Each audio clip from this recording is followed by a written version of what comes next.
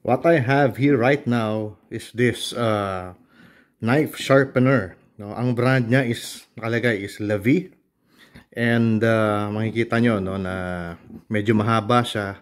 At pwede kang mag-sharpen aside sa knife, pwede kang mag-sharpen ng gunting. Ayun, may nakalagay.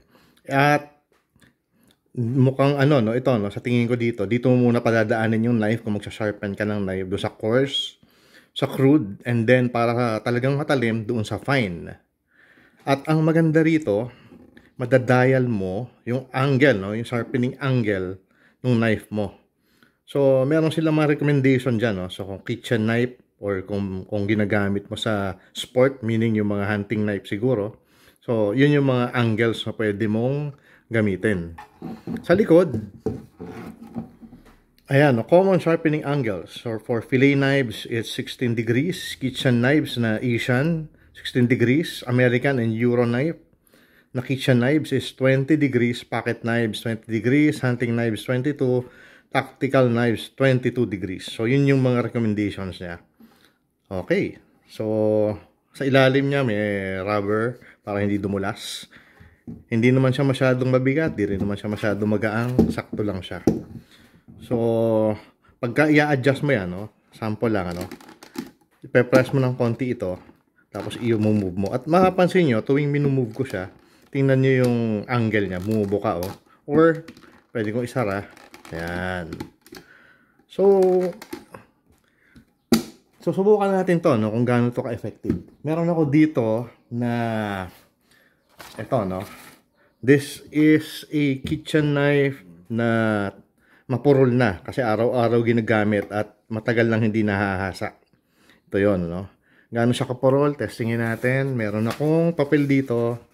Testingin natin kung gaano siya kapurol. Okay, makikita nyo, mapurol talaga, no? Walang nangyayari, no? Oh. Hindi niya nahihiwa yung papel. Oh, wala talaga, oh. So, tingnan natin how effective itong Lavi knife sharpener na to. So, for this experiment, no, for this testing, ito kasing knife na to is US patent. Hindi niyo na lang makikita pero may nakasulat doon, oh, ayun, oh. May nakalagay. So, ida-dial ko tong angle niya to ang nakalagay dito, no? Dito natin siya ipa-pattern. Ayun, no? Kitchen knives American 20 degrees. So, dial natin at 20 degrees. So, ngayon nasa 14 siya ngayon. So, 16, 18, 20. Okay.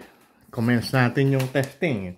Malaman natin how effective or ineffective this knife sharpener is. So, sisimulan ko dun sa course.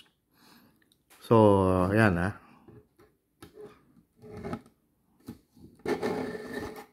Okay. 2, 3, 4. Gagawin ko 5, no? Kasi sobrang, ano to, sobrang purol na.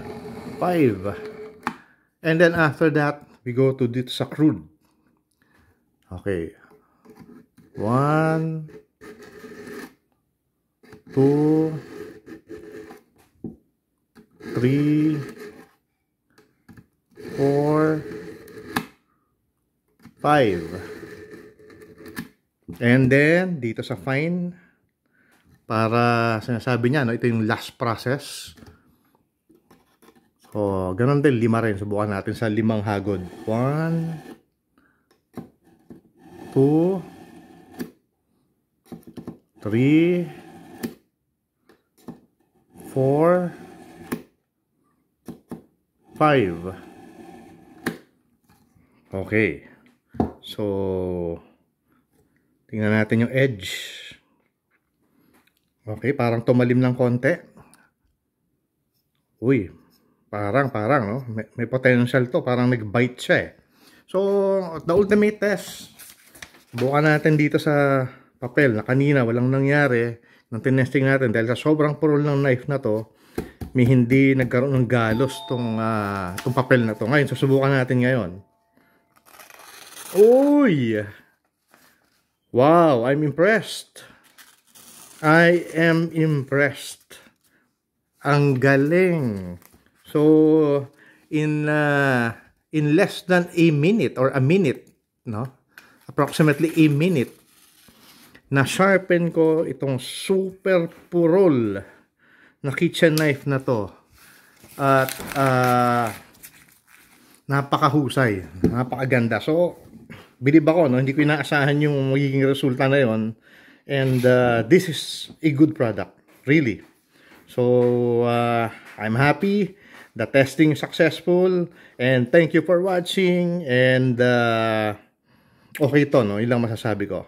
So, good day.